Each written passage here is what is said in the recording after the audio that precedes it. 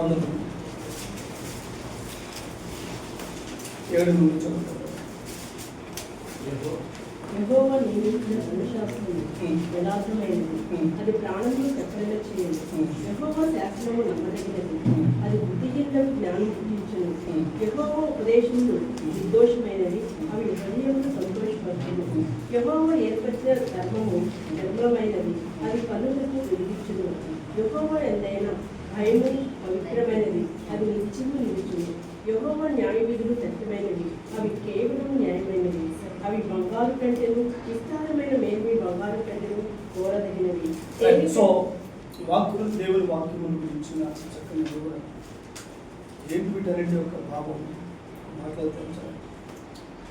వాక్యమును సమీపించినప్పుడు తగిన భయముతో, తగిన శ్రద్ధతోనే వాక్యమును సమీపించాలి. అంటే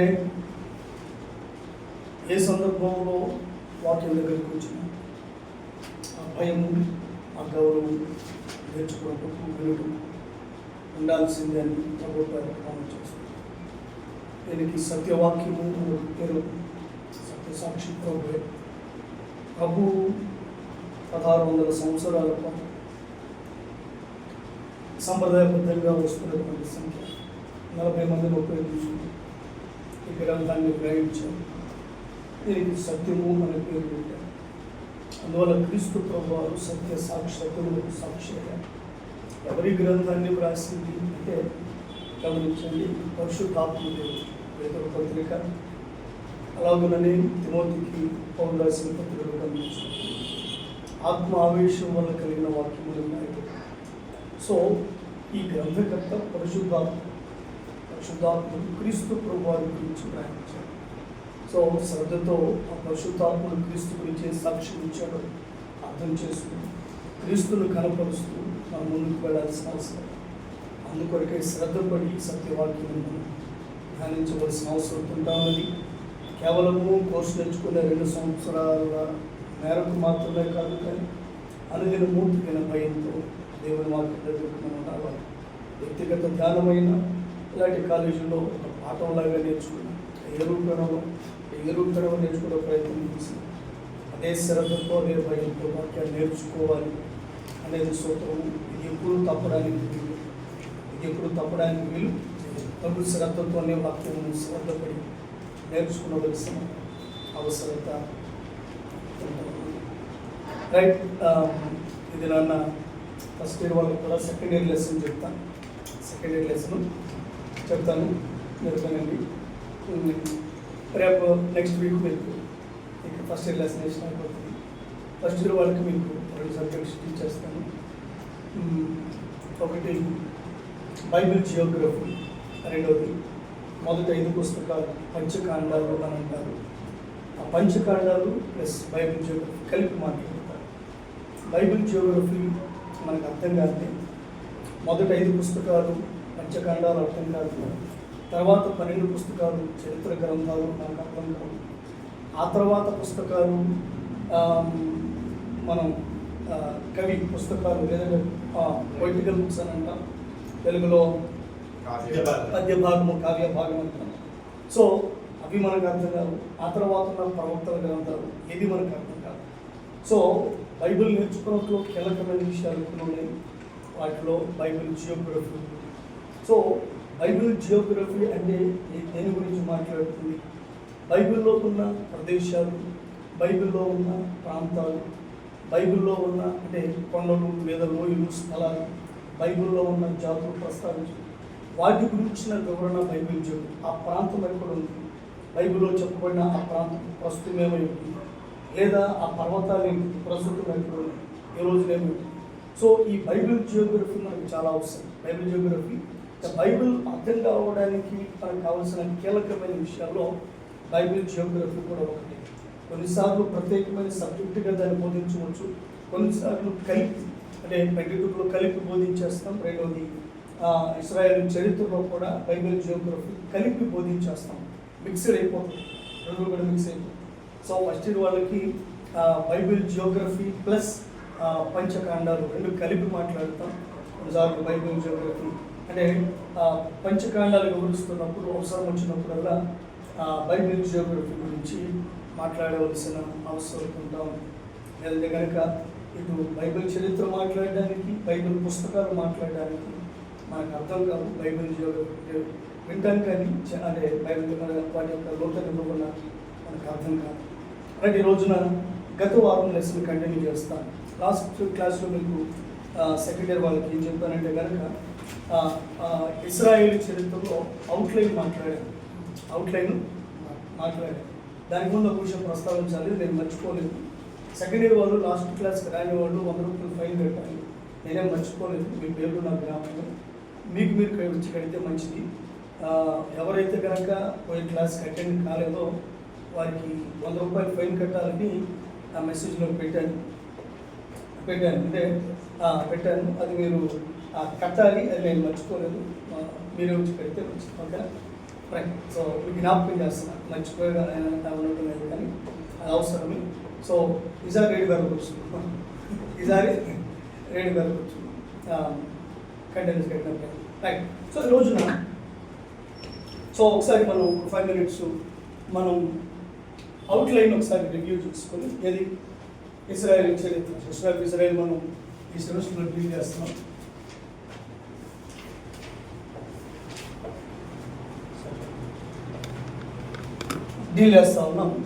దీనిలో మనం అవుట్లైన్ మాట్లాడాం. ఓకే, దీనిలో మనం ఏం చేసాం? అవుట్లైన్ మాట్లాడాం. సో ఎంతమందికి జ్ఞాపకం అవుట్లైన్? సెకండ్ ఇయర్ ఫస్ట్ రోజు జస్ట్ వినండి. లెసన్ ఎప్పుడు వేసుకోవడం పర్లేదు.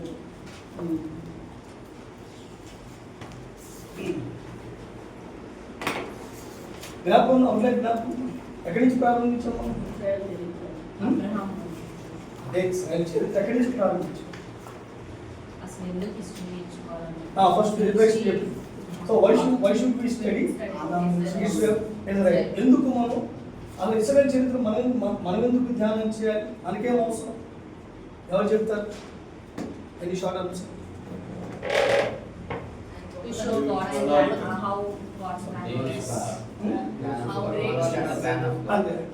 To understand the execution of God's plan, how God executed the plan. అది అర్థం కావడం కోసం ఖచ్చితంగా ఇది మనం ధ్యానం చేయాల్సింది. సో అందువల్ల దేవుడు తన ప్లాన్ ఎగ్జిక్యూట్ చేసుకుంటూ వచ్చాడు. ఆ ప్లాన్ ఆఫ్ లైఫ్ మనకు అర్థం కావాలంటే ఇజ్రాయెల్ మనకి అర్థం కావాలి. తద్వారా ఇంకో ఏమర్థమవుతుంది? ఆ లైన్ మనకు అర్థమైతే గాడ్స్ సావర్నిటీ, దేవుని సార్వభౌమాధికారం. దేవుడు తన ప్లాన్ ఎగ్జిక్యూట్ చేయడానికి ఏమైనా చేస్తాడు. ఈ సావరెన్ అంటే ఇశ్రాయేలు చరిత్ర మనం ధ్యానం చేసినప్పుడు దేవుడు సార్వభౌమాధికారం కలిగిన వాడు, ఈజ్ అవర్ ఎవ్రీథింగ్ అన్నది మనకు అర్థమవుతుంది. ఆయన అన్నిటిపైన ఉన్నవాడు అన్నది మనకి అర్థమవుతుంది. ఆయన దివ్యశక్తి మనకి అర్థమవుతుంది ఈ యొక్క ఇశ్రాయేలు చరిత్ర ధ్యానం ద్వారా. రైట్. ఆ తర్వాత అబ్రహాముతో ఇశ్రాయేలు చరిత్ర మొదలవుతుంది. ఎక్కడి నుంచి? అబ్రహాము నుంచి చరిత్ర మొదలవుతుంది. అది మనం చూసాం. రైట్. ఈ రోజున లెసన్లో భాగంగా కొన్ని విషయాలు, కొన్ని టెర్మినాలజీ మీకు పరిచయం చేస్తాను.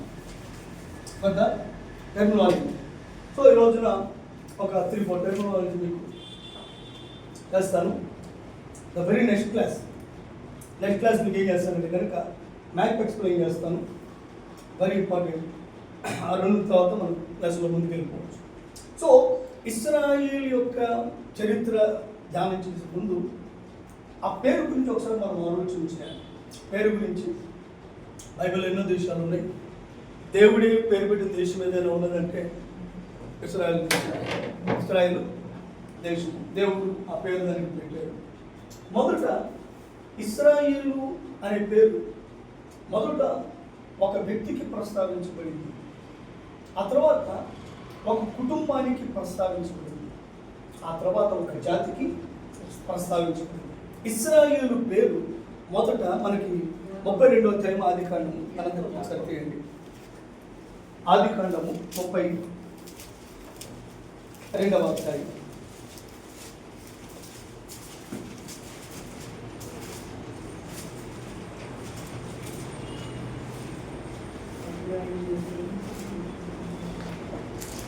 రైట్.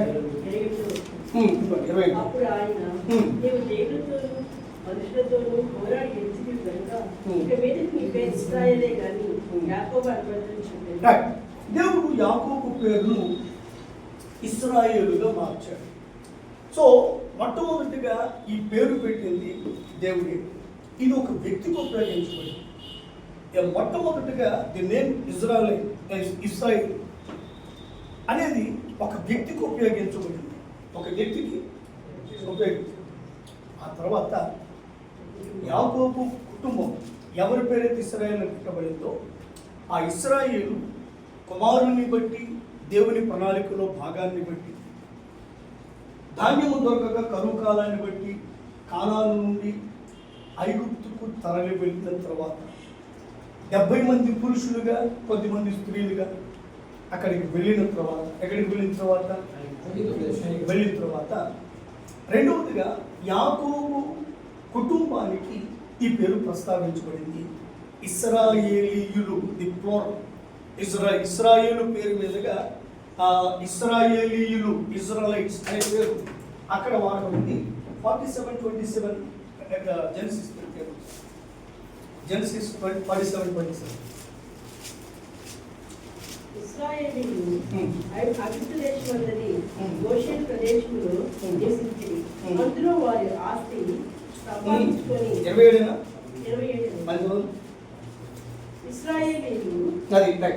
ఇశ్రాయేలీయులు ఐగుప్తు దేశమందలి గోషెన్ ప్రదేశంలో నివసించిరి. ఇక్కడ విషయం ఏంటంటే కనుక ఇశ్రాయేలు అంటే అప్పటికి ఆ కుటుంబం అక్కడికి తరలి వెళ్ళింది. ద వెరీ నెక్స్ట్ వర్స్ ఏమంటే కనుక 27వ వచనంలో ఇశ్రాయేలీలు ఐగుప్తు దేశమందలి గోషెన్ ప్రదేశంలో నివసించింది. సో ఇశ్రాయేలీలు ఐగుప్తు దేశమందలి గోషెనులో నివసించారు. ఇక్కడ ఇశ్రాయేలీలు యాకోబు కుటుంబాన్ని ప్రస్తావించి పదవారు. ఎవరి కుటుంబాన్ని? సో రెండవదిగా ఈ ఇశ్రాయేలు అనే పేరు ఒక కుటుంబానికి వాడబడింది. ఒక కుటుంబానికి వాడబడింది. ఇంకా ఆ తర్వాత ఎక్సోడస్ 1:17 ఇశ్రాయేలీలు బహు సంతానం కలవారై అభివృద్ధి పొంది. సో ఈ 1:7 వచ్చేటప్పటికి 400 సంవత్సరాలు గడిచిపోయింది. ఈ మొదటి అధ్యాయం ఏంటంటే కనుక 50వ ఆదికాండం 50వ అధ్యాయం వరకు ఈ కుటుంబం అక్కడ ఇవ్వడం రాయబడింది. ఈ నిర్గమకాండానికి ఆదికాండానికి మధ్య చరిత్రలో బాగా ఎంత తేడా చూపిస్తుంది అంటే 400 సంవత్సరాలు చూపిస్తుంది. అంటే 400 సంవత్సరాలు అయిపోయిన తర్వాత చరిత్ర ఎలా ఉందో నిర్గమకాండం ఒకటి మాట్లాడుతుంది. అప్పుడు వారు జాతిగా విస్తరించిన తర్వాత ఇప్పుడు ఈ పేరు ఇశ్రాయేలీలు అనే పదం 1:7లో వాడబడింది. ఇప్పుడు ఒక జాతికి వాడబడింది. ఒక జాతికి వాడబడింది. సో ఇశ్రాయేలీలు అనే పేరు మొదట ఒక వ్యక్తికి వాడబడింది. నెక్స్ట్ ఒక కుటుంబానికి వాడబడింది. నెక్స్ట్ జాతికి వాడబడింది. సో అలాగూ ఇశ్రాయేలీల పదం. సో మనం అలాగా ఇజ్రాయెల్ మనం చూస్తే కనుక 32:28 జెనసిస్లో మనం చూస్తాం వ్యక్తికి వాడబడింది.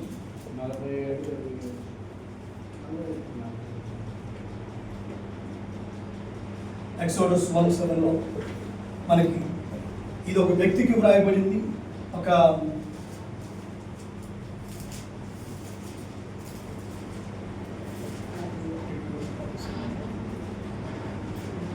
ఒక నేషన్కి వాడబడింది. ఒక నేషన్కి 47:27లో.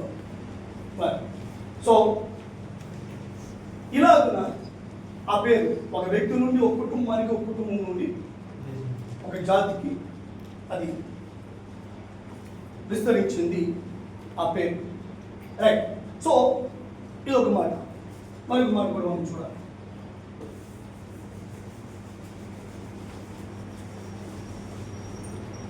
ఇశ్రాయేలు చరిత్ర మనకు అర్థం కావడానికి ముందు 3 పదాలు మనకి త్వరగా అర్థం కావాలి. ఏంటి ఆ పదాలంటే కనుక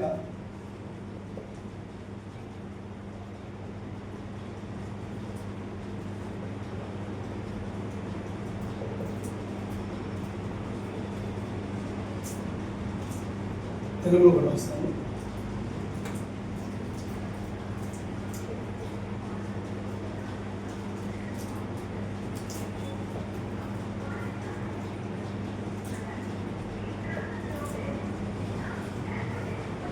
హెబ్రీయులు, ఇశ్రాయేలీయులు, యూదు. సో ఈ పదాలు మనకు అర్థం కావాలి. అయితే మొత్తం ఒకే జాతి వారిని ఉద్దేశించి మాట్లాడిన ఈ పదాలు ఆయా సందర్భాలను బట్టి మారిపోయి, ఆయా కాలాలను బట్టి మారిపోయి. సో వీరు యూదులు అని ఇప్పుడు పిలువబడ్డారు, యాకోబు సంతానం. హెబ్రీయులు అని ఇప్పుడు పిలువబడ్డారు, ఇశ్రాయేలీయులు అని ఇప్పుడు పిలువబడ్డారు అనేది మనకి చాలా ప్రాముఖ్యం.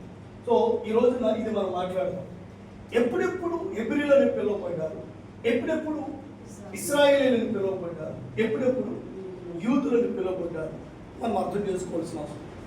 ఆయా కాలాలను బట్టి, ఆయా సందర్భాలను బట్టి వారు పిలువబడటం మారింది అని మనం జ్ఞాపకం పెట్టుకోవాలి.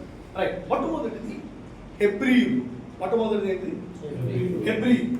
సో ఈ హెబ్రీయులు అనే పదం ఎప్పుడు వాడబడిందంటే అబ్రహాము కాలము నుండి, అబ్రహాము కాలము నుండి కూడా.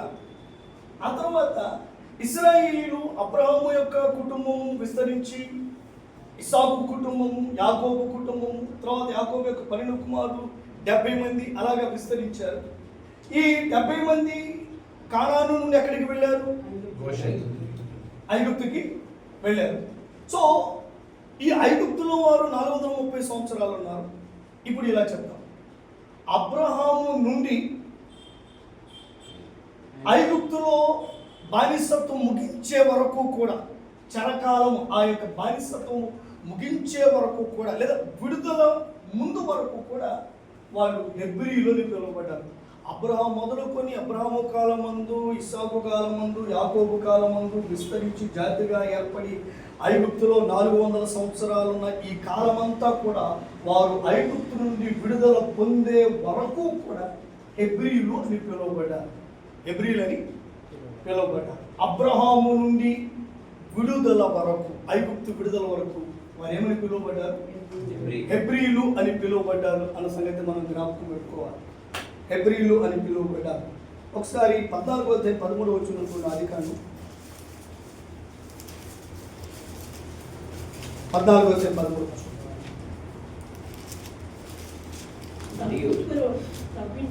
తప్పించుకుని ఒకడు వచ్చి హెబ్రీయుడైన అబ్రహామునకు, హెబ్రీ అంటే అబ్రహాము నుండి హెబ్రీయుడు అని పిలువబడటం ప్రారంభమైంది. కారణం ఏంటంటారు? ఎందుకంటే హెబ్రీ భాష మాట్లాడతారు. ఏ మాట మాట్లాడతారు? ఇంకో రాష్ట్రం అంటే మన తెలుగు వాళ్ళు అంటారు కదా, అలాగున్నా. తమిళ వాళ్ళు అంటారు కదా, అలాగున్నా. సో హెబ్రీయులు అని పిలువబడ్డారు. హెబ్రీ వారి మాట్లాడే భాషను బట్టి మాట్లాడారు. అసలు ఈ పేరు ఎలా వచ్చింది? హెబ్రీ, ఎబెరు అనే వాడి ద్వారా హెబ్రీ భాష వచ్చింది. Hebrew, Eber.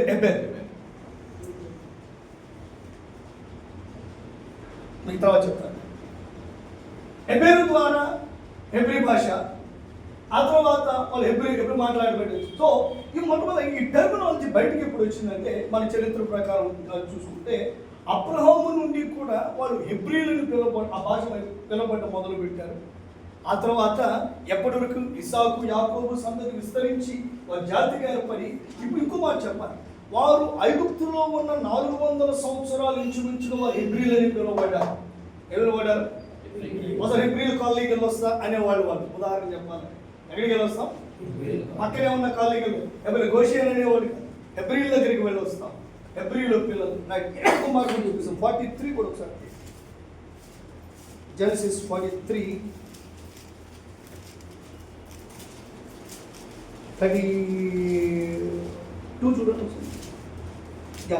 32 అతనితో భోజనము చేయుచున్న ఐగుప్తీయులకు వేరువేరుగా వడ్డించింది. ఐగుప్తీయులు హెబ్రీలతో కలిసి భోజనం చేయరు. సో ఇది జోసెఫ్ టైం. ఈ 43 ఎప్పుడది? అబ్రహాము కాలమందు హెబ్రీలను పిలువబడ్డారు. ఇస్సాకు, యాకోబు యొక్క 11వ కుమారుడైన యోసేపు కాలంలో కూడా ఏమంటున్నారు? వాళ్ళని హెబ్రీలు అని పిలుస్తున్నారు. హెబ్రీలు అని పిలుస్తున్నారు. 1 Exodus 1లోకి వచ్చేయండి. నిర్గమాకాండము 1వ అధ్యాయం 16 చూడండి. 15 మరియు ఐగుప్తు రాజు షిఫ్రాపూయ అను హెబ్రీయుల మంత్రసానులతో మాట్లాడి. సో ఇప్పుడు వాళ్ళు అక్కడున్న కాలమంతా కూడా, అంటే అందుకే చెప్పారు ఈ 50 అధ్యాయం 1వ అధ్యాయం చరిత్ర 400 సంవత్సరాల చరిత్ర ఉంది కాబట్టి ఈ 400 సంవత్సరాలు అబ్రహాము మొదలుకొని ఇశ్రాయేలీయులు ఐగుప్తులో ఉన్న 400 సంవత్సరాల కాలమంతయు కూడా వారు హెబ్రీయులని పిలువబడ్డారు. హెబ్రీయులని they were called Hebrews. వారు హెబ్రీయులు అని పిలువబడ్డారు. సింగిల్ అర్థం ఫైన్, మీకు పర్లేదు, అంటే మీకు బేసిక్స్ ఉంటాయి, ఫస్ట్ కంగారు లేదు. సో వాళ్ళు హెబ్రీయులని పిలువబడ్డారు. నెక్స్ట్ ఇశ్రాయేలీయులు. ఎప్పుడని ఇశ్రాయేలీయులు అని ఎప్పుడు పిలువబడ్డారు? ఈ అబ్రహాము సంతతి ప్రజలందరూ కూడా ఎప్పుడు పిలువబడ్డారంటే ఇశ్రాయేలీయులు అని చెప్పి. వీరు ఒక కుటుంబము 400 సంవత్సరాల్లో ఒక జాతిగా ఇంచుమించుగా లాస్ట్ క్లాస్లో చెప్పాను ఆ లెక్క 30 lakhs కనీసం, అంటే 30 లక్షలు తక్కువైతే వారు ఉండరు. ఈ 70 మంది 4 సంవత్సరాల కాలంలో కనీసం అంటే ఒక 30 లక్షల మంది అయిపోయారు. పై తప్ప మనం కింద ఊహించలేం. అయితే విశేషం ఏంటంటే కనుక ఈ ఇన్ని 3 million పీపుల్ 30 లక్షల మంది ప్రజలు ఐగుప్తును విడిచిన తర్వాత వాళ్ళు ఇశ్రాయేలీలు అని పిలువబడ్డారు. ఎలా పిలువబడ్డారు?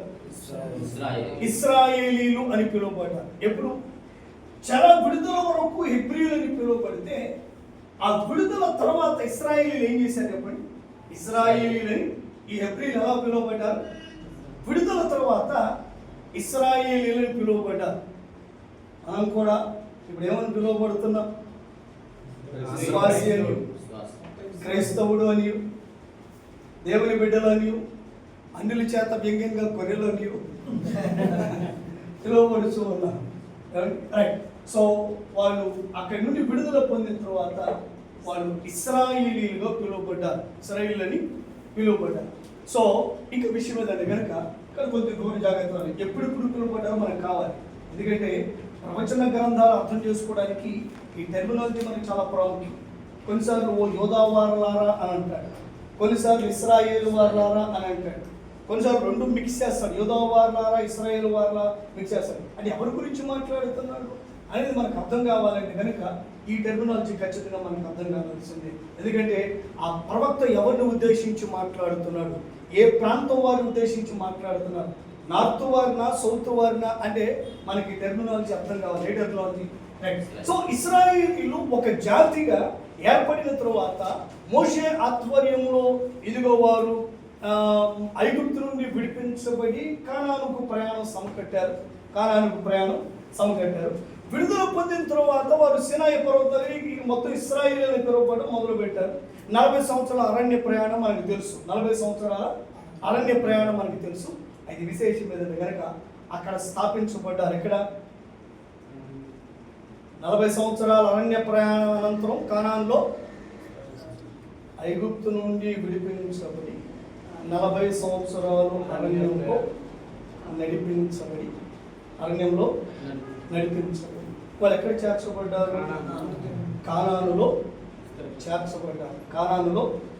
చేర్చబడ్డారు.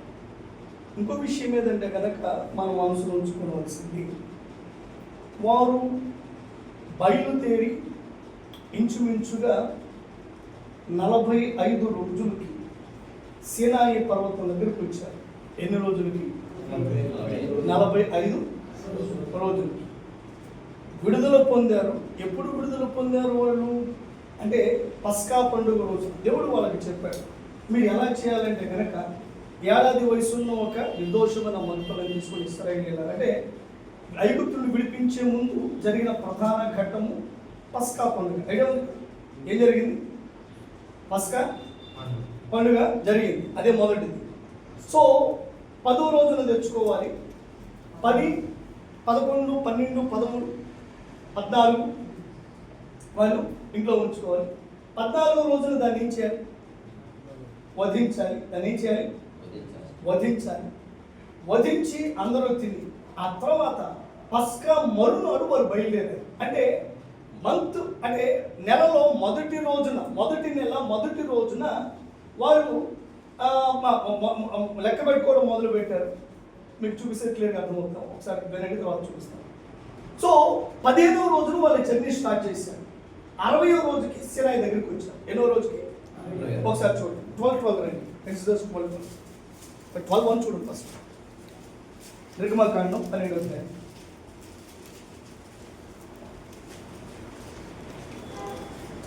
మోషే అహరోను చదవండి. 12:1. మోషే అహరోనులు ఐగుప్తు దేశంలో ఉండగా యెహోవా వారితో ఇలాగ సెలవిచ్చాడు, నెలలలో ఈ నెల మీకు మొదటిది, ఇది మీ సంవత్సరం నాకు మొదటి నెల. మీరు సో అప్పటిదాకా వాళ్ళకి ఇయర్స్ పెద్ద కౌంట్ లేదు. ఎవరికి? ఇశ్రాయేలీకి క్యాలెండర్ ఎక్కడ స్టార్ట్ చేశాడు దేవుడు? ఎక్కడ? 12:1 వాళ్ళకి క్యాలెండర్ స్టార్ట్ చేశాడు. ఎవరికి? ఇశ్రాయేల్ స్టార్ట్ చేశాడు. బై ఇక్కడి నుంచి లెక్క పెట్టుకోండి.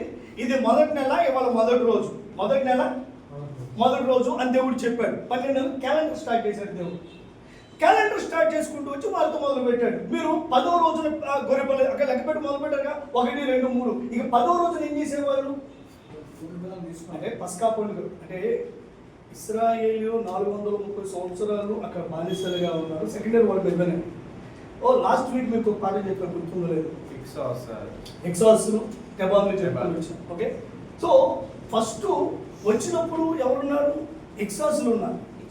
సో ఇంకో మ్యాటర్ ఏంటంటే కనుక ఇశ్రాయేలీలు ఒక కుటుంబంగా ఐగుప్తు వచ్చినప్పుడు ఐగుప్తును పరిపాలన చేస్తుంది స్థానిక ఐగుప్తీయులు కాదు, వలస వచ్చిన ఎక్సాస్లు అనే ఐగుప్తీయులు. వలస వచ్చిన, ఇప్పుడు మనం భారతదేశాన్ని పరిపాలిస్తున్నది ఎవరు? నిజ భారతీయులు కాదు, వలస వచ్చిన ఆర్యులే భారతీయులుగా ఏం చేస్తున్నారు? పరిపాలిస్తున్నారు. ఎప్పుడు? ఎవరు వీళ్ళు? ఎవరు చెప్పండి? ఈ ఆర్యులు ఎవరు? సిరియన్స్. అక్కడోళ్ళు ఎక్కడోళ్ళు? అక్కడి నుంచి వచ్చారు ఆయా పేర్ల మీద. వాళ్ళ ఎన్ని భుజాలు వేసుకొచ్చారు. ఇక్కడికి వచ్చి ఇప్పుడు వాళ్ళే భక్తులుగా చలామణి అవుతున్నారు. సో అదొక చరిత్ర, అలా ప్రక్కన పెట్టున్నారు.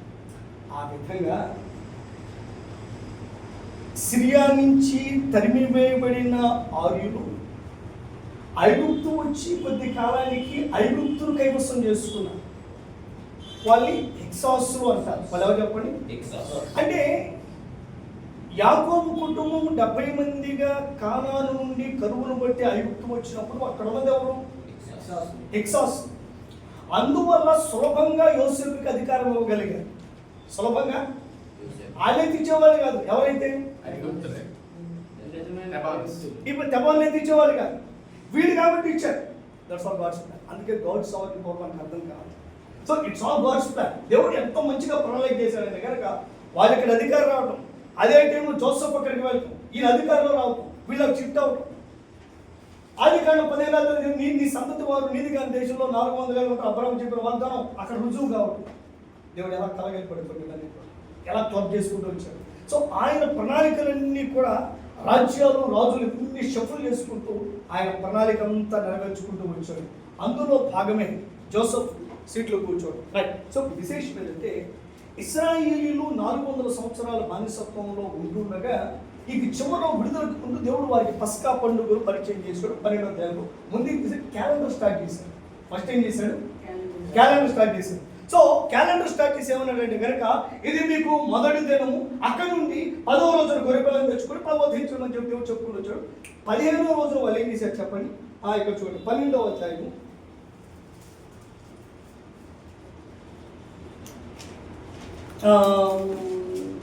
37 అప్పుడు ఇశ్రాయేలీయులు రామశేషు నుండి సుక్కోతుకు ప్రయాణం అయిపోయింది. అది కావచ్చు, పస్కా అయిన మరునాడు అనే మాట కావాలి.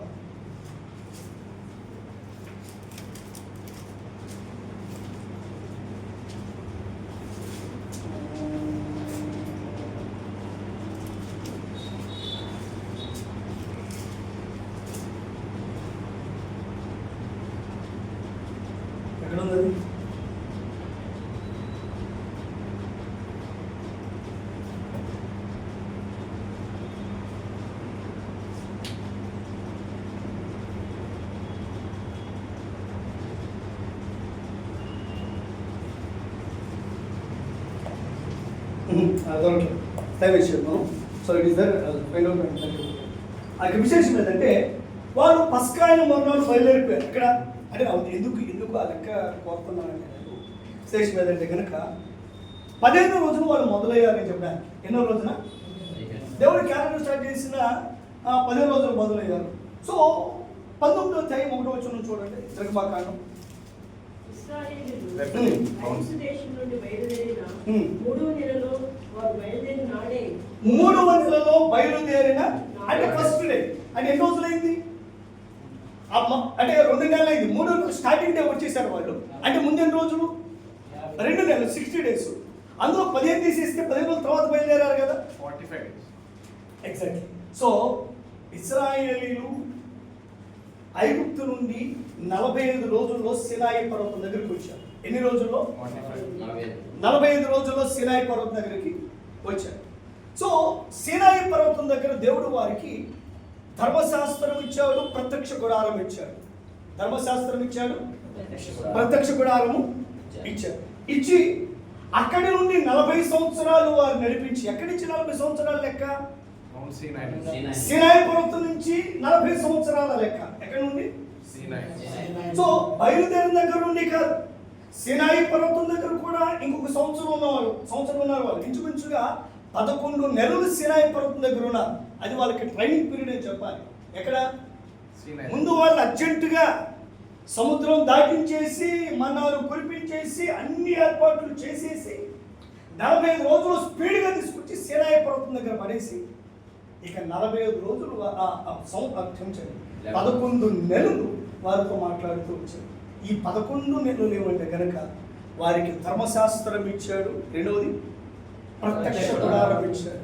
సో మౌంట్ సైనాయి దగ్గర వారికి ట్రైనింగ్ పీరియడ్ అని చెప్పాలి. దేవుడు స్పీడ్గా తీసుకొచ్చి అక్కడ పెట్టేశాడు. ఎక్కడ? అక్కడ మాత్రం ఇంకా స్లో అయిపోయాడు. అక్కడే పాత నిబంధన మొదలైంది.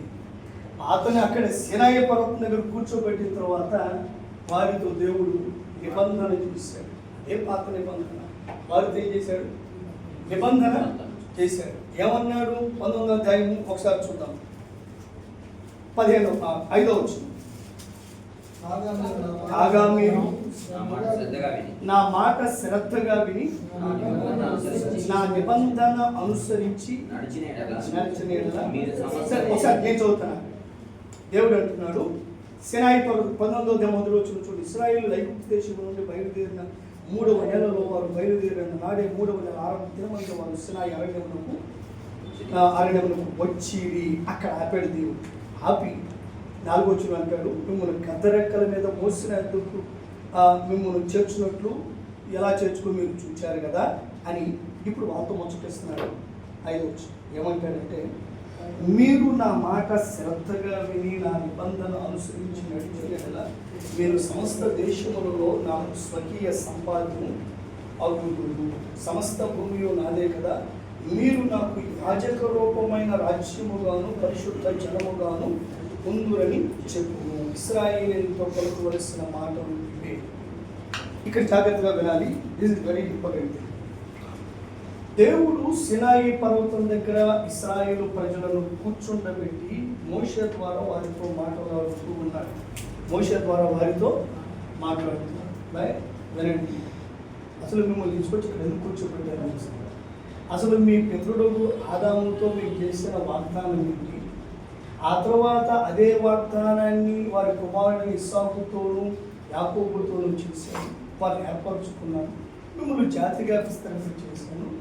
మీ గురించిన నా సంకల్పం ఎందుకు ఏర్పరచుకున్నాను, వారి నుండి వారి సంతతి మిమ్మల్ని ఎందుకు ఏర్పరచుకున్నాను అంటే, మీరు నా మాట వింటే మీరు నాకు స్వకీయ సంపాద్యం, నావారు. ఎందుకు నావారు?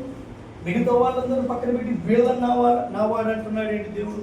ఏమన్నట్టు అబ్బాయి, మీరు నావారు. ఎవరి కొరకు నావారు? మిగతా వారి కొరకు. ఆ మాట చాలా ప్రాముఖ్యం. మీరు సమస్త దేశములకు యాజక రూపమైన వారు అంటున్నాడు. ఏమన్నాడు అంటే, సమస్త దేశాలకు మీరెవరు అంటే మిమ్మల్ని కోరుకున్న కారణము మీ ద్వారా సమస్త దేశాలకు ఏమవ్వాలి? నేను ప్రకటించబడాలి. అందుకు మిమ్మల్ని కోరుకున్నా. మీరు యాజక రూపమైన వారు. అందుకు దేవుడు మాత్రం మీరు నేనిచ్చే నిబంధన లేదా మీ వాక్కులు శ్రద్ధగా విని మీరు అనుసరిస్తే అంటే ఆ తర్వాత మాట్లాడబోతున్నాడు. ఆ తర్వాత ఏం చేస్తున్నాడు? ధర్మశాస్త్రం ఇవ్వబోతున్నారు. 19 ప్రిపరేషన్ ఇదంతా కూడా వారితో మాట్లాడుతూ ఆ తర్వాత మీకు ఇవ్వబోతున్నారు. ఎక్కడ 20 పదార్థాలు మాట్లాడతారు, వివరంతా కూడా మొదటి 5 కాండాలు మాట్లాడతారు. సో ఇప్పుడు విషయం ఏంటంటే మీకు ఈ ఇవ్వబోతున్న ఈ నిబంధన వాక్యాలు ఇవన్నీ మీరు విని గైకుంటే మీరు నా ప్రజలు, నాకు యాజక రూపమైన ప్రజలు, అంటే మిగతా వారి కొరకు మేము రాయబారులుగా కోరుకున్నాను. సో ప్రపంచానికి రాయబారులుగా వారిని కోరుకున్నాడు. 5వ వచనం మళ్ళీ ఇప్పుడు చదువుతాం. మీరు నా మాట శ్రద్ధగా విని నా నిబంధన అనుసరించి నడిచిన యెడల మీరు సమస్త దేశ జనులలో నాకు స్వకీయ నా బిడ్డలు అవుతారు. మీరు వింటే కనుక సమస్త భూమియు నాదే కదా, మీరు నాకు యాజక రూపమైన రాజ్యముగా.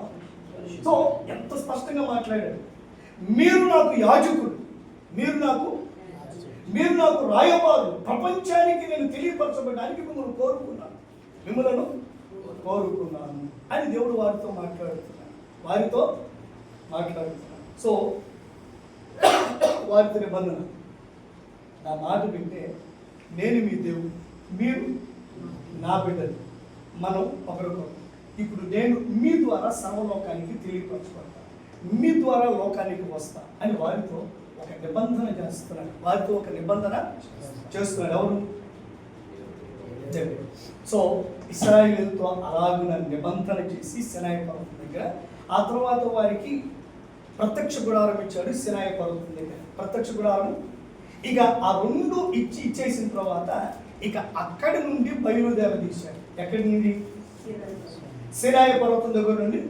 ఎన్నాళ్ళు ఉన్నారు వారు సినాయి పర్వతం దగ్గర? 11. కరెక్ట్గా మాట్లాడదామా? 10 నంబర్స్. సంఖ్యాకాండం 10వ అధ్యాయం 10వ వచనం. మీరు ఉద్యోగుల మందులు నియమక కాలమందులు 10-11 సారీ, రెండవ సంవత్సరము అక్కడ రెండవ సంవత్సరము 2వ నెల 20వ తేదీని మొదటి నెల 3 అంటే మొదటి సంవత్సరము 3వ నెల 1వ తారీఖు వచ్చేసాడు. ఎక్కడికి? అక్కడి నుండి ఎక్కడే ఉన్నా. మళ్ళీ ఎప్పుడు బయలుదేరారు? 2వ సంవత్సరము 2వ నెల 20. అంటే 10 రోజులు తక్కువ సంవత్సరం ఉన్నారు. ఎక్కడ? 11 నెలల 20 రోజులు ఉన్నారండి. అది 3వ నెల మొదటి రోజు వచ్చేసి ఇప్పుడు కంప్లీట్ 1 ఇయర్, అంటే 1 ఇయర్ కంప్లీట్ అయిపోయింది.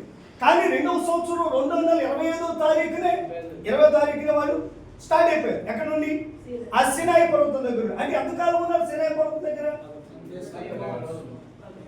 11 నెలల 20 రోజులు. పాత నిబంధన లెక్క అంతా కూడా నెలకు 30 రోజులే.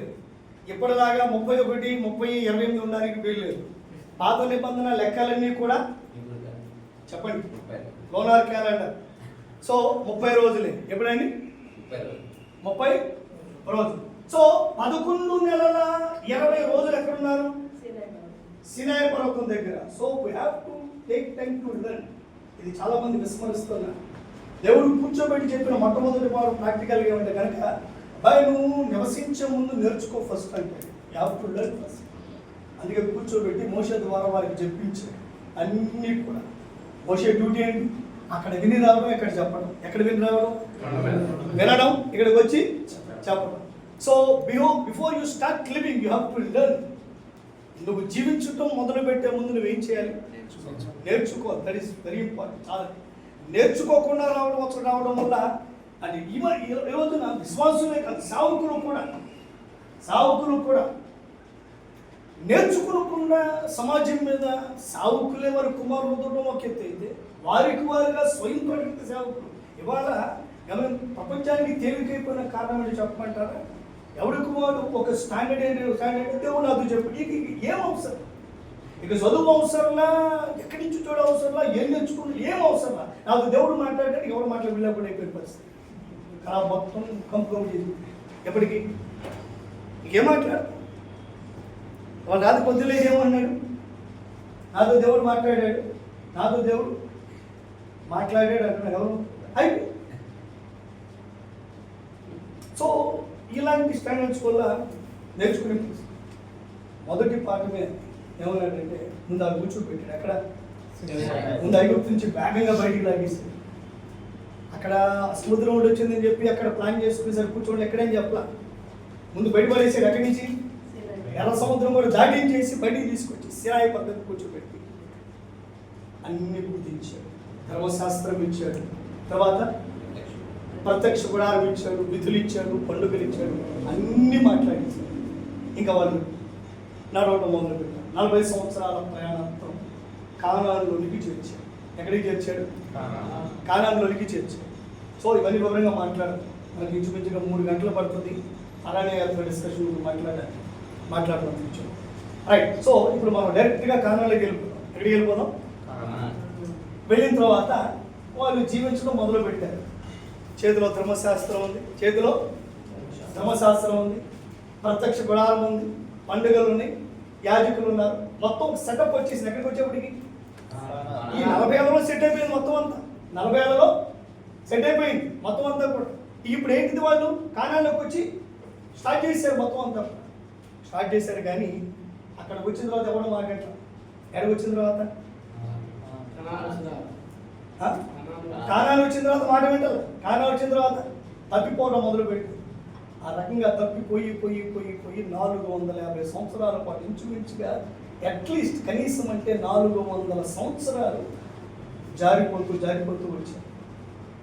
వారు చేసిన ప్రధానమైన విషయాలు ఏంటంటే ఈ 400 సంవత్సరాల కానాలోకి వచ్చిన తర్వాత 400 సంవత్సరాల కాలంలో చేసినది ఏమైనా ఉందంటే, ఒకటి ధర్మశాస్త్రాలను అనుసరించకుండా పోవడం, లెక్క చేయకుండా, రెండవది విశ్రాంతి దినాలు పండుగలు ఆచరించకపోవడం, మూడవది చుట్టుపక్కల రాజ్యాలన్నింటిలో ఏ కొత్త దేవుడు కనబడితే ఆ కొత్త దేవుడు పండుగ చేస్తారు.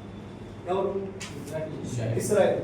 అంటే 400 సంవత్సరాల అనంతరం ఇశ్రాయేలుకు తొంగి చూస్తే అక్కడ సినాయి పర్వతం దగ్గర దేవుడు గంభీరంగా ఉరుముల ధ్వనితో చెప్పాడు, నేను తప్ప వేరొక దేవుడు మీకు ఉండకూడదు, పై ఆకాశం అందే కానీ క్రింద భూమి అందే కానీ భూమి కింద ఏలందే కానీ దేని రూపమైన చేసుకోకూడదు వాటికి మీరు అని ఉరుముల ధ్వనితో దేవుడు చెప్పాడు. 400 సంవత్సరాల తర్వాత చూస్తే నేనే దేవుడు అంటే కనుక అసలు ఆయన ఎక్కడున్నాడు ఎవరికి తెలియదు. మిగతా దేవుళ్ళు అందరూ అక్కడ ఉన్నారు. ఎక్కడున్నారు? పొరుగునే ఉన్న మోయాబు దేవుళ్ళు ఇశ్రాయేల్లో ఉన్నారు, పొరుగునే ఉన్న సిరియా దేవుళ్ళు ఇశ్రాయేల్లో ఉన్నారు, పొరుగునే ఉన్న ఐగుప్తు దేవుళ్ళు ఇశ్రాయేల్లో ఉన్నారు, పొరుగునే ఉన్న ఈ యొక్క వాళ్ళ అనే పేరేంటి ఏదో 6 దేవుళ్ళు ఇక్కడే, మొత్తం అందరి దేవుళ్ళు కలిపి ఇక్కడే ఉన్నారు. అషూరు దేవుడు ఇశ్రాయేలు చుట్టుపక్కల ఎన్ని రాజ్యాల్లో ఉన్న అందరు దేవుళ్ళు ఇక్కడ పెట్టుకున్నారు. సో విశేషం ఏంటంటే కనుక ఈ 400 సంవత్సరాల పాటు న్యాయాధిపతులు వారిని పరిపాలించగా వాళ్ళు మాట వినడం లేదు. వాళ్ళు ఎక్కువ రాజు కావాలని సరే దేవుడు రాజునిచ్చాడు. దేవుడు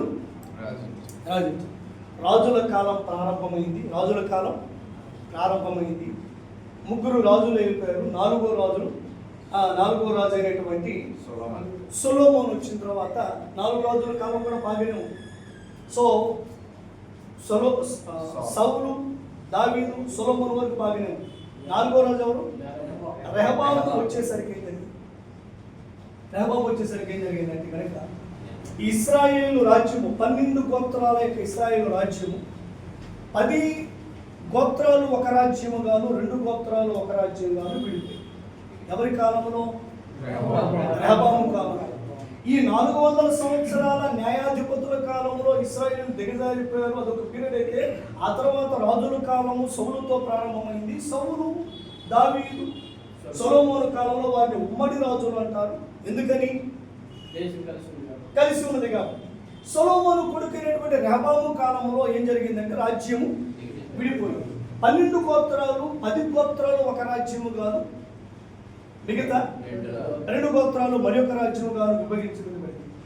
ఈ కాలము నుండి ఈ టెర్మినాలజీ అప్పటి వరకు అందరూ ఇశ్రాయేలీలు అని పిలువబడిన వారు ఈ సొలొమోను కొడుకు రెహబాము కాలంలో 10 గోత్రాలుగా 2 గోత్రాలుగా రాజ్యము విభాగించబడగా అందులో 10 గోత్రాల వారైనటువంటి ఇలా చెప్తాను చూడండి, రేపు ఎక్స్ప్లెయిన్ చేస్తాను నాకు. సో ఇశ్రాయేల్ దేశం ఎలా ఉంటుంది?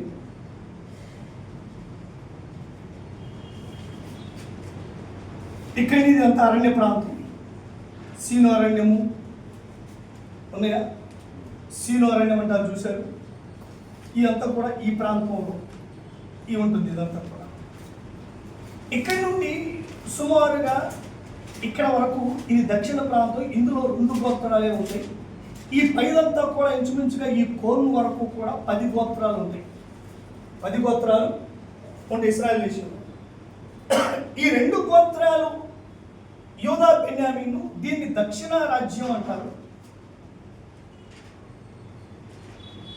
Southern Kingdom. ఇదేమో ఉత్తర రాజ్యం, northern kingdom. This is southern kingdom. So ఉత్తర రాజ్యంలో ఎన్ని గోత్రాలు ఉన్నాయి? ఇక్కడ దక్షిణ రాజ్యంలో 2. దీనికి రాజధాని షోమ్రోను, దీనికి రాజధాని యెరూషలేము. సరే పక్కన పెట్టండి.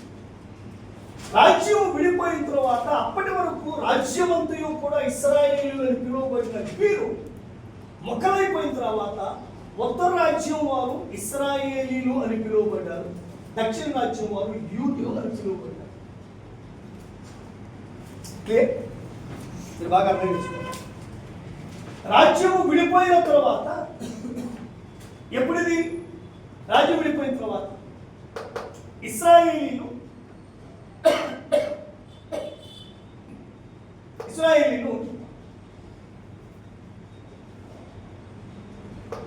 రాజ్యం ఎప్పుడు విడిపోయింది?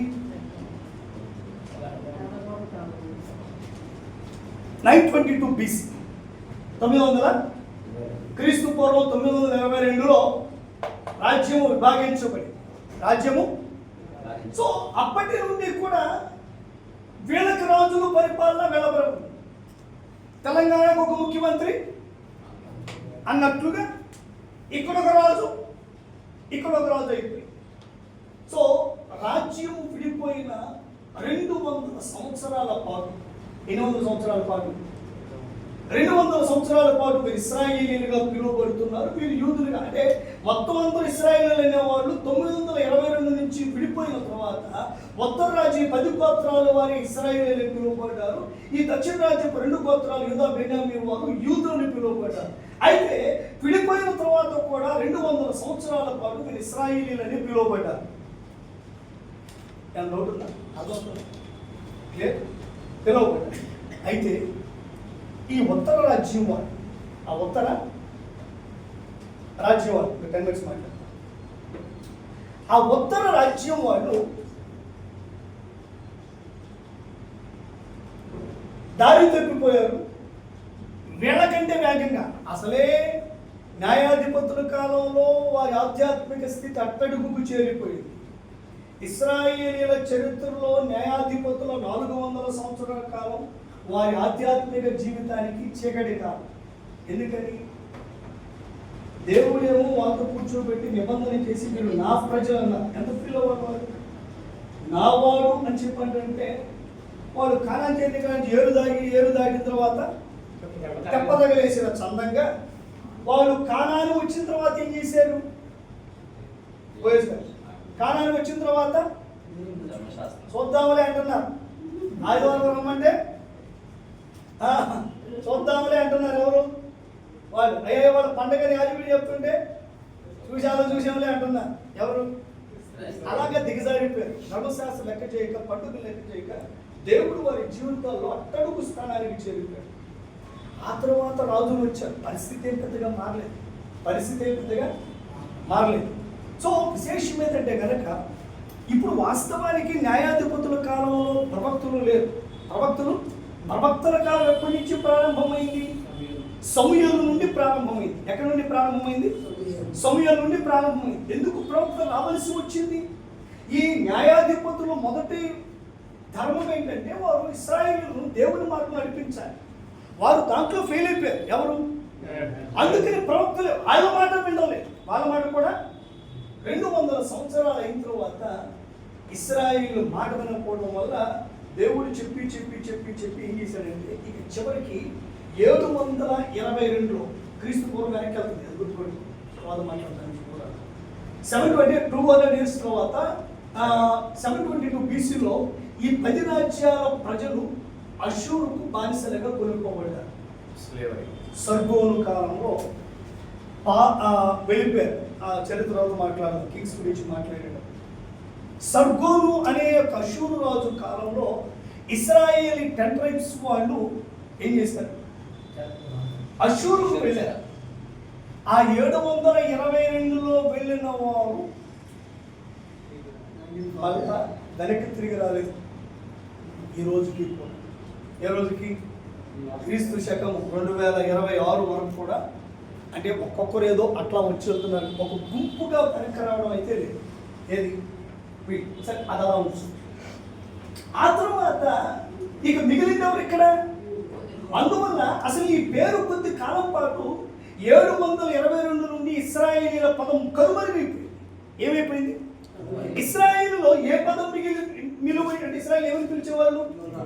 యూదు. ఎందుకంటే వీళ్ళు తరలి వెళ్ళిపోయారు, అక్కడ కలిసిపోయారు, అజాది వద్ద కలిసిపోయారు, వాళ్ళు వెనక్కి తిరిగి రాలేదు. వీళ్ళు ఉన్నారు, ఎవరు? యూదులు ఇక్కడే ఉన్నారు. అందువల్ల యూదుల పేరు వాడుకలోకి వచ్చింది. సో ఇప్పుడు ఈ రెండు కలిపి మాట్లాడారు. ఇప్పుడు యూదులు అనే పదం ఎప్పుడు అర్థం చేస్తారు? యూదులు ఎప్పుడు మొదలయ్యారండి కనుక రాజ్యము విడిపోయిన తర్వాత దక్షిణ భాగంలోని 2 గోత్రాల వారు యూదులని పిలవడం మొదలు పెట్టారు. 722లో ఇశ్రాయేలీలు అనబడేవారు తరలిపోగా మిగిలిన వారు కూడా యూదులు అలాగే మిగిలిపోయారు. ఇంచుమించుగా రాజ్య విభజన దక్షిణ భాగం యూదుల భాగం అలాగే స్థిరపడిపోయింది. ఇప్పుడు ఇది స్థిరపడిపోయింది. ఇక యూదులే, ఇక ఇశ్రాయేల్ పదం దాదాపు కనుమరుగైపోయింది. యూదులు అంటా వచ్చారు. ఈ యూదుల పదం ఎప్పటి వరకు మనకి అందుబాటులో ఉందంటే కనుక 1948 సెకండ్ వరల్డ్ వార్, 2వ ప్రపంచ యుద్ధం వరకు కూడా యూదులు అనే పదం వచ్చింది. యూదులు అనే పదమే వచ్చింది. సో 1948లో వారు సపరేట్ ఇండిపెండెంట్ నేషన్గా అనౌన్స్ చేసిన తర్వాత బ్రిటిష్ గవర్నమెంట్, మనకేమో అదే బ్రిటిష్ గవర్నమెంట్ ఎప్పుడు 47లో మనకి ఇండిపెండెంట్గా ప్రకటించారు. అదే బ్రిటిష్ వాళ్ళు అప్పటికి వీళ్ళ కూడా పరిపాలన చేస్తున్నారు. ఎవరు? ఇజ్రాయెల్. వాళ్ళకేమో 1948వ సంవత్సరంలో ఇండిపెండెంట్ నేషన్గా అనౌన్స్ చేసిన తర్వాత మళ్ళీ అప్పటి నుండి అప్పటిదాకా యూదులు అనే పదం మళ్ళీ వాళ్ళు ఇశ్రాయేలీలుగా మళ్ళీ వినపడడం మొదలుపెట్టింది. అంటే ఇంచుమించుగా 722 నుండి 1948 వరకు ఈ టర్మ్ కనిపించింది. ఇశ్రాయేల్ పదం అక్కడ కనపడదు. ఏమందుబాటులో ఉంది? ఏ పదం? యూదులే. సో ఇప్పుడు 1948 నుండి మళ్ళా ఇశ్రాయేల్ అని వినపడడం మొదలుపెట్టింది. ఇశ్రాయేల్ పదం వినపడడం మళ్ళీ మొదలుపెట్టింది. సో ఇప్పుడు ప్రస్తుతం మరలా ఇప్పుడు ఇశ్రాయేల్ అనే పదం కొనసాగుతుంది. ఇప్పుడు కూడా మనం ఏమంటాం? ఇశ్రాయేలీలనే అంటాం. సో ఇప్పుడు కంక్లూజన్లో కూడా హెబ్రీయులు అని ఎప్పుడు పిలువబడ్డారు? అబ్రహాము నుండి ఐగుప్తు చెర విడుదల వరకు కూడా హెబ్రీయులు అని పిలువబడ్డారు. నెక్స్ట్ ఇశ్రాయేల్ ఎప్పుడు పిలువబడ్డారు? విడుదల తర్వాత ఇశ్రాయేల్ పిలువబడ్డారు. కానానులో స్థాపించబడ్డ తర్వాత ఇశ్రాయేల్ పిలువబడ్డారు. రాజ్య విభజన వరకు ఇశ్రాయేల్ పిలువబడ్డారు. రాజ్య విభజన తర్వాత కేవలం 10 గోత్రాల వారు ఇశ్రాయేల్ పిలువబడ్డారు. అషూరుకు వెళ్ళే వరకు వారు ఉన్నారు. ఆ తర్వాత 722లో వారు అషూరుకు తరలిపోగా బానిసలుగా 722 నుంచి ఆ పదం కనుమరుగైపోయింది. అప్పటి నుండి కూడా కేవలం ఈ పదము 922లోనే మొదలైంది. రాజ్య విభజన ఇది మొదలైపోయింది. ఒక పక్కన ఇశ్రాయేల్ పిలువబడ్డారు, ఒక పక్కన యూదులు పిలువబడ్డారు. అయితే ఈ 922 యూదులు పిలువబడ్డారు. అయితే యూదు పదం ఎప్పటి వరకు ఉందంటే కనుక మొన్న 1948 వరకు కూడా యూదులు అనే పదం ఉంది. ఆ తర్వాత ఇండిపెండెంట్ నేషన్గా ఏర్పడిన తర్వాత మళ్ళీ ఇశ్రాయేలీలు అనే పదం వాడుకలోనికి వచ్చింది. సో ఇది హెబ్రీయులు, ఇశ్రాయేలీలు, యూదుల గురించిన వివరణ. ఇశ్రాయేలీలు గురించిన ఎవరికి అర్థమైంది, ఎవరికి అర్థం కాదు?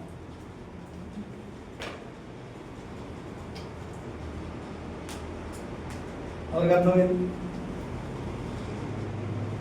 సరే, ఎవరికి అర్థం కాలేదా? ఏమైనా డౌట్స్ ఉన్నాయా? చాలా క్లియర్గా చెప్పారు సార్. కొంతమంది చెరలోకి వెళ్ళిన తర్వాత తిరిగి రాలేదు అని చెప్పారు సార్. అప్పుడు నెబుకద్నెజర్ కొంతమందిని పంపించారు కదా, హగ్గైలో రిలీజ్ చేసినప్పుడు టెంపుల్ కట్టమని వస్తారు కదా సార్. కొంతమంది వచ్చారు. భూమిని 70 years కి చెరలో దేవుడు మాట ఎవరైతే నిబంధన నిలకడగా ఆ మాట ఎవరన్నా కొందరు వచ్చారు చెప్తాను. మీ డౌట్ నాకు అర్థం చెప్తారు. సో వీళ్ళు 10 గోత్రాల వాళ్ళు 722లో సర్గోను అని అషూరు రాజు మీరు దాడి చేయగా ఎవరికి మీద అయ్యో సర్గోను రాజు వారిని పట్టుకెళ్ళిపోయాడు. ఎక్కడికి? అషూరుకు పట్టుకెళ్ళిపోయాడు. వాళ్ళు వెనుదిరిగి తాళ ఎవరు వెళ్ళిపోయారు. దేశాలు పట్టుకుని తిరుగుతున్నా సెటిల్మెంట్ లేదు. ఎక్కడికి వెళ్ళినా దొంగలుగా చూస్తున్నారు. ఎవరిని? ఇస్రాయేల్. ఎక్కడికి వెళ్ళి ఎక్కడ చూస్తున్నారు? వీళ్ళు 722లో వీళ్ళు అషూరుకి వెళ్ళిపోక వీళ్ళు అక్కడే ఉన్నారు. ఎక్కడ? దక్షిణ భాగం వాళ్ళు ఎక్కడ ఉన్నారు? అక్కడే ఉన్నారు. ఎక్కడ? ఇశ్రాయేల్లో ఉన్నారు. ఎంతకాలం ఉన్నారంటే ఇంకొక 136 సంవత్సరాలు ఉన్నారు. ఎన్ని సంవత్సరాలు? వీళ్ళు 750లో వెళ్ళిపోగా 586 BC వరకు కూడా ఇక్కడే ఉన్నారు. అంటే వీళ్ళేమో సర్గోను ద్వారా 722లో బానిసలుగా పట్టుకుపోబడితే ఇంకో 136 సంవత్సరాల తర్వాత ఈ 2 గోత్రాల వారు 586 BCలో నెబుకద్నెజరు ద్వారా బబులోనుకు కొనిపోబడ్డారు. వీళ్ళు ఇటుపోయారు. వీళ్ళు వెళ్ళారు. ఎక్కడ? ఈ దక్షిణ రాజ్యం వాళ్ళు బబులోనికి వెళ్ళారు. వెళ్ళి అక్కడ 70 సంవత్సరాలు ఉన్నారు. ఎన్ని సంవత్సరాలు ఉన్నారు? 70 సంవత్సరాలు ఉన్నారు. విశేషం ఏంటంటే ఇక్కడ ఉండగానే దేవుడు చెప్పాడు ఇశ్రాయేలుకి ఈ 136 సంవత్సరాలు ఒకటే మెసేజ్. ఏంటా మెసేజ్?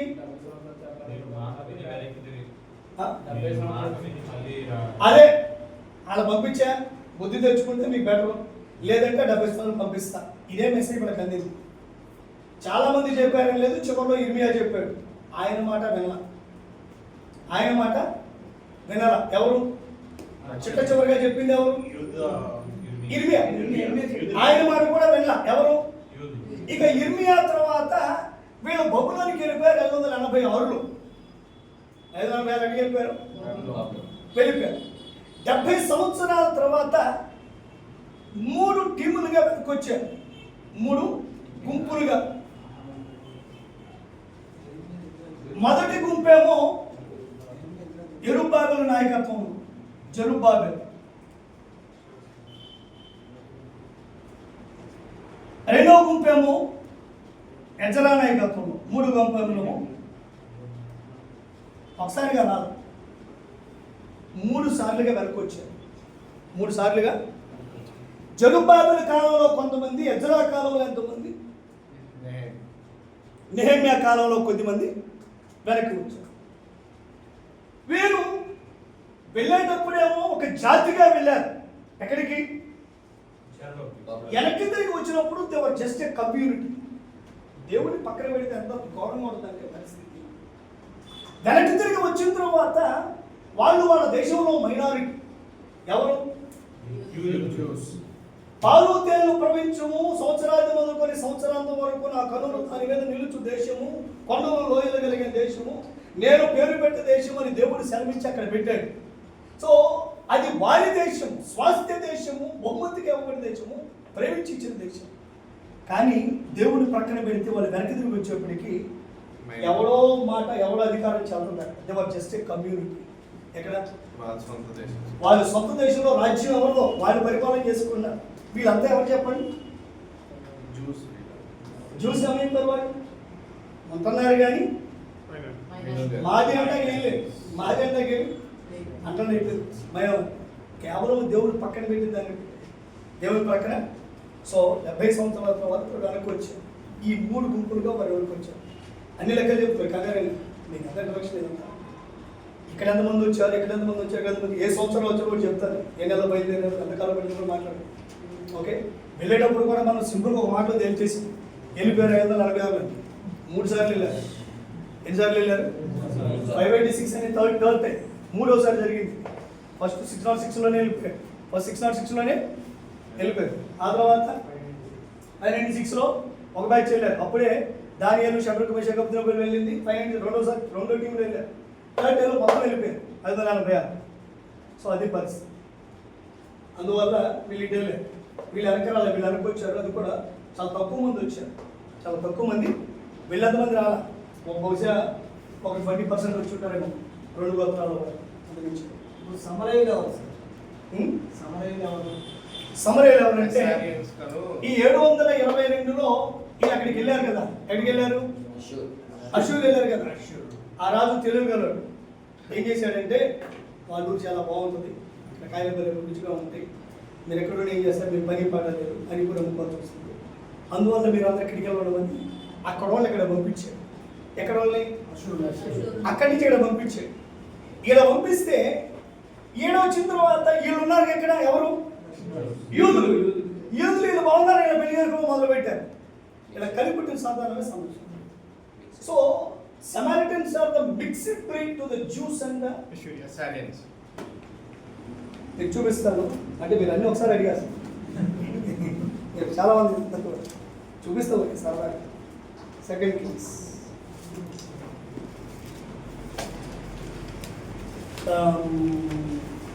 17 అండి. 2 Kings 17. 29. Right. Next 24.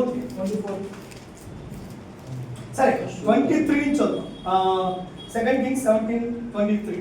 తన సేవకులైన ప్రవక్తల ద్వారా యెహోవా సెలవిచ్చిన మాట చొప్పున ఆయన ఇశ్రాయేలు వారిని తన సముఖములో నుండి వెళ్ళగొట్టాను. దేవుడు ఏం చేశాడంట? ఇదిగో వీళ్ళు సముఖములో నుండి వెళ్ళగొట్టాడా?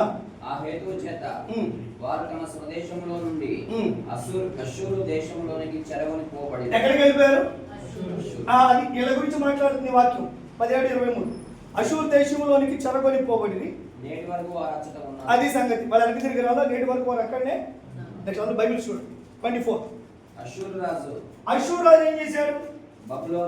బబులోను, కూత, అవ్వ, హమాతు, సెపర్వయీము అను దేశములలో నుండి జనులను రప్పించి ఇశ్రాయేలు వారికి మారుగా బదులుగా షోమ్రోను పట్టణములలో అయిపోయింది. అది సంగతి.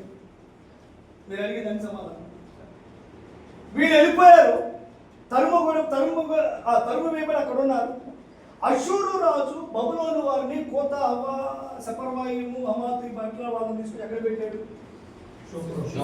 షోమ్రోను. ఎంత అందుకే చెప్పారు. దానికి ఉత్తరాజ్యానికి రాజధాని ఏంటి? కొన్నిసార్లు ఈ ప్రాంతం అంతా సమరయ అంటారు, ఈ ప్రాంతం అంతటిని షోమ్రోను అంటారు అవసరాన్ని బట్టి. ఈ ప్రాంతం ఉత్తరాజ్యం అని అంటారు సందర్భాన్ని. సో వీళ్ళు ఇక్కడ ఉన్నారు కదా, వాళ్ళకుడు ఏం చేశారంటే కనుక వీళ్ళు టెక్నాలజీ అన్నారు, మోడర్నిజం అన్నారు, అన్నింటినీ అడాప్ట్ చేసేసుకున్నారు. వేటిని? దానికి ఏ పేరు పెట్టారు? పాపానికి టెక్నాలజీ అని పేరు పెట్టారు. పాపానికి ఏం పెట్టారు? Fashion technology. మరి అది ఎక్కడ టెక్నాలజీ నాకు ఇప్పుడు అర్థం కాదు. మీకు తెలుసా? నాకు చెప్పండి. ఏం టెక్నాలజీ అంట? సునీల్, ఏం టెక్నాలజీ తెలీదా? అరే 2020 లేవా? రైట్. ఫ్యాషన్ టెక్నాలజీ అంట. ఏ టెక్నాలజీ? Fashion technology. పాపానికి పెట్టబడిన పేరు అంటాను నేను. దేవుడు చెప్పిన నియమం ఏంటి? ఆదాము వారికి ఏం చెప్పాడు? కచ్చడాలు కుట్టించుకుంటే చాలు అని చెప్పేసి చర్మం చొక్కాలు కుట్టించాడు. So God's lessons to be covered, కప్పబడి ఉండాలి. ఇది దేవుని సూత్రం. ఏం చేయాలి? కప్పబడి. నేను చెప్పడం కాదు, దేవుడు ఆదాము వాళ్ళ దగ్గర నేర్పించేసాడు. ఇది చాలు, ఇది సరిపోవు, ఇట్స్ ఫుల్లీ కవర్డ్. అంత కప్పబడి ఉండాలి. దేవుని సూత్రం ఇది. ఎవరి సూత్రం? దాన్ని పక్కన పెట్టి ఫ్యాషన్ టెక్నాలజీ అంటామంటే మనం పాపాన్ని. సో విశేషం ఏంటంటే వీళ్ళన్నీ వీళ్ళు ఏం చేశారు? టెక్నాలజీ అంటున్నారు, ఇన్స్టాగ్రామ్ అన్నారు, ఎవరు చేస్తున్నారు ఎవరి ఫలితంగా సమాజ సేవలు. నిజమేనండి, అంటే మన పదాలు చెప్తే కొద్దిగా తేలిగ్గా ఉంది, కానీ ప్రాక్టికల్ థింగ్ అదే జరిగింది. అదే ఏం జరిగింది? సమరయ్యలు పుట్టించారు. అందరికీ చేయడం ఎవరు వచ్చారు? సమరయ్యలు. ఆయన ఏం చేశారు? ఏకు మేఘై కూర్చున్నారు. ఏకు మేఘై జెరూసలేంలో టెంపుల్ కడతామంటే వచ్చి మేము కడతామన్నా. మీరు ఎక్కడ కడతారు? మేము యూదులు మా మందిరం మేము కట్టుకుంటామన్నారు. జెరుబ్బాబెల్ టీం వాళ్ళు అన్నారు ఇప్పుడు మేము కూడా యేసు నమ్ముకున్నాం. మేము కూడా ఇప్పుడు యెహోవాని ఈ దేశం వచ్చిన కానీ ఇది ఆ నాయనే తలుచుకున్నాం అన్నారు. మనవాళ్ళ భాష ఆ నాయనే తలుచుకున్నాం, ఇక మాకేం లేదు అంటున్నారు. ఎవరు? అరే అయితే మేము కోరుకుని పడ్డాం, అసలు మా సంగతి వేరు, మేము నిబంధన చేసుకున్నాం, మేము వాళ్ళు ఇలా నిబంధన మాట్లాడుతున్నారు. ఎవరు? వీళ్ళు సబ్జెక్ట్ వాళ్ళకి అర్థం కావట్లా. నిబంధన ఏంటో అబ్రాహం ఏంటో వాళ్ళ జాతిని వీళ్ళకి తెలియదు ఎవరికి. అసలు మా సంగతి వేరండి, మేము నిబంధన చేయలేదు, మేము ఆయనతో రిలేటెడ్, మా సంబంధం దిగిపోయింది, మళ్ళీ దాన్ని బిల్డ్ చేసుకుంటున్నాం, మా టెంపుల్ ఉంది, యాజకులు ఉన్నారు, అసలు మేము సపరేటెడ్ పీపుల్, మేము ప్రత్యేకంగా జీవించాలి, అది జరిపోయి పడిపోయి తెలియదు, తిరిగి వచ్చి మేము టెంపుల్ కట్టుకున్నామంటే వీళ్ళకి నిబంధన అర్థం కాదు, ఏమర్థం కాదు. ఏమన్నారు? అసలు దేవునికి మధ్య ఉన్న సంబంధం అర్థం కాదు కదా. ఇప్పుడు తప్పుడు పోతున్న నీ పేరు రాబ్ధవంతులేమయ్యా, సంఘము దేవుడితో ఇలా కట్టుబడి ఉండాలి, ఇది కదా జీవన విధానం అని చెప్తుంటే కనుక అసలు ఏమది? దేవుడితో ఒక రక్షించబడిన విశ్వాస యొక్క సంబంధము, దేవుడిలో ఈ కృప ఇది మాట్లాడకుండా ఈ రోజుల్లో జరుగుతుంది ఏంటంటే రకరకాల అర్థమైనవి వందల కొద్ది ఉదాహరణలు అది ప్రక్కన పెట్టించేసి అసలు అయ్యా ఇది నువ్వు ఎందుకు ఎవరు వాడు, నువ్వు ఎవరి చేత రక్షించబడ్డావు, నీ సంగతి ఏంటో అది మాట్లాడడం. రెండు పంచిడాలు ఎన్నుకోవడం, దేంట్లో నుంచి వాక్యంలో నుంచి అవి మాట్లాడడం, ఇప్పుడు సేమ్ నేను వాళ్ళ ఇది అప్పుడే ఉంది, సేమ్ జరిగింది, ఇదే జరిగింది. మన యజమానితో మాట్లాడతాం. జెరుబ్బాబెల్ అన్నట్టు వీఆర్ డిఫరెంట్. అసలు మాకు ఆయనకి సంబంధించి ముందు టెంపుల్ పెట్టి మాట్లాడుతున్నాం. అసలు మేము వీఆర్ సపరేటెడ్ పీపుల్, మాకు ఒక నిబంధన ఉంది, ఇది బ్రేక్ అయింది, మళ్ళీ మేము దేవుడితో కట్టుకున్నాం. తర్వాత కనుక ఇప్పుడు మేము ఆయనతో వచ్చేద్దాం అన్నారు. ఎవరు? ఆయన నిర్మోహం వద్దని ఎవరు? అయితే మేము టెంపుల్ కట్టేసుకుంటాం, వాళ్ళు గిరిజన తర్వాత టెంపుల్ కట్టేసాం. ఎవరు? అందుకే సమరస్త్రీ అంటుంది మా పితరుల పర్వతం మీద ఎవరు పెట్టారు? అది జెరుబ్బాబెల్ వెళ్ళి ఈయన వద్దంటే వెళ్ళి ఇంకో టెంపుల్ కట్టేశారు. వీళ్ళు ఏం చేశారు చెప్పండి? ఇంకో టెంపుల్ కట్టేశారు. ఇక దేవుడు ఏమి లేదు, అక్కడ యెహోవా దేవుడే. కానీ సమరయులు కట్టుకున్న ఆలయం అది, సమరయులు కట్టుకున్న క్యాండిడేట్స్ లేకపోతే ఎప్పుడు జెరుబ్బాబెల్ టైంలో జకర్యా, ఎలిజబెత్, జకర్యా లేవీ ఉన్నారు. గడపాల విషయం నేను చెప్తాను.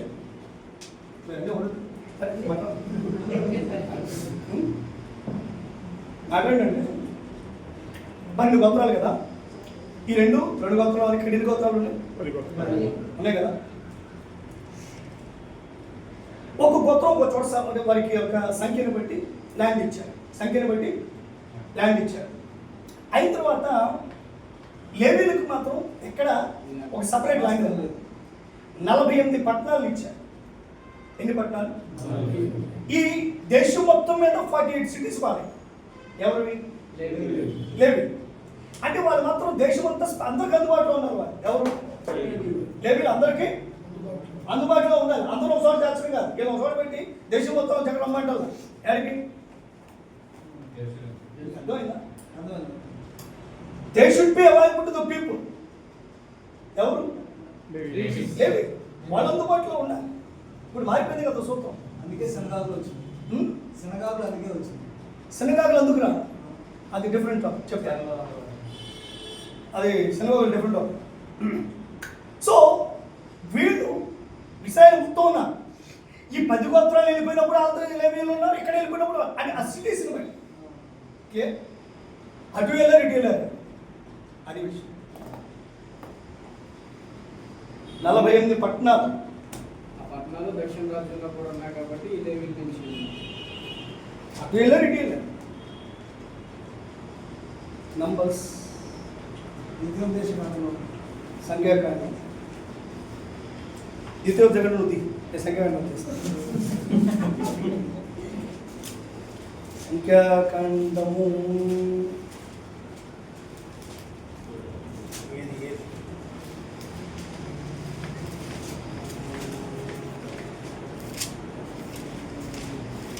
రైట్ 35వ అధ్యాయం 6వ వచనం చూడండి. ఇంకా ఇదేమో రిఫ్యూజ్ ఇస్తుంది.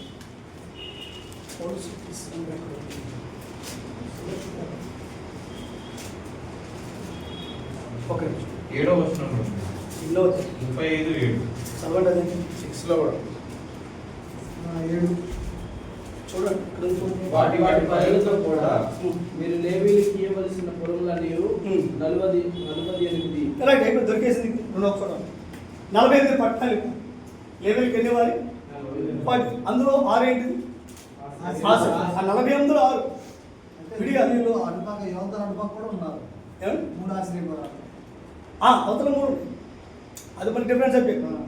అంటే వీళ్ళు ఎక్కడెక్కడ ఉన్నారనే దానికి యోధన దొడవసం మధ్యలో చెప్తారు.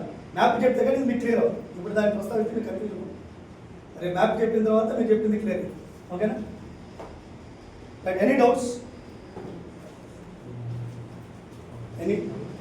సార్ తిరిగి వచ్చింది సమరయ దగ్గర పంపించింది యూదా వాళ్ళ ఇస్రాయేల్ వాళ్ళని మన దగ్గర పంపించారు. పర్లేదు.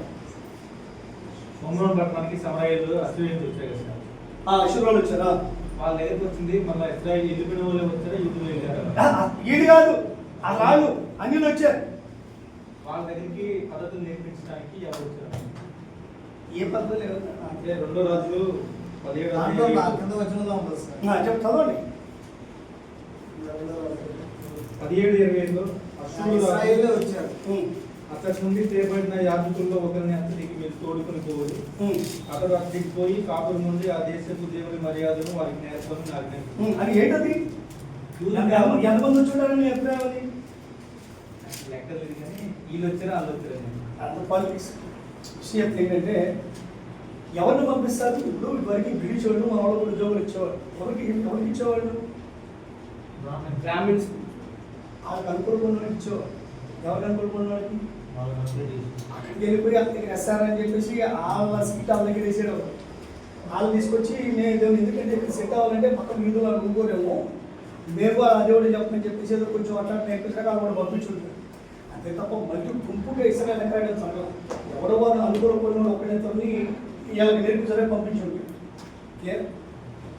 అంతే తప్ప ఒక జాతి వచ్చారనడానికి లేదా ఒక గుంపు వచ్చారని ఎవరో వాళ్ళు అనుకూలపోయేది మన మాట వెంటాడు నమ్మకస్తుడే అంటే వాళ్ళకి అనుకూలుడే అన్నవాళ్ళు ఇస్రాయల్ పుస్తలు లేకపోతే వాడికి పంపించుంటారు.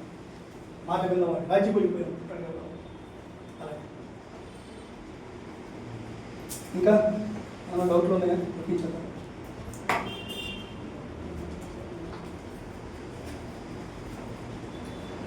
నా డౌట్లో ఉన్నాయా? వినేలా ఏం లేవా?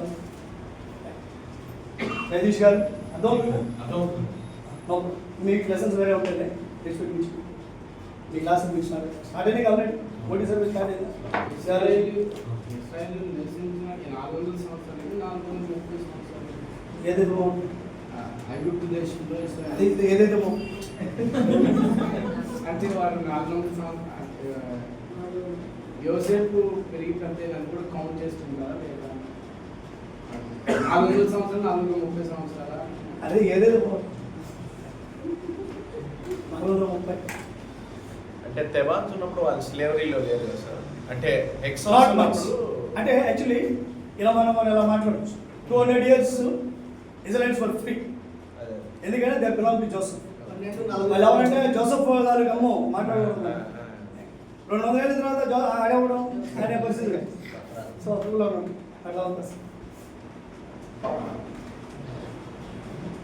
ముగించుకుందాం. Yes sir. తండ్రి నీకు వందనాలు. నమ్మదగిన దేవుడు పోయా సకలము నడిపించగల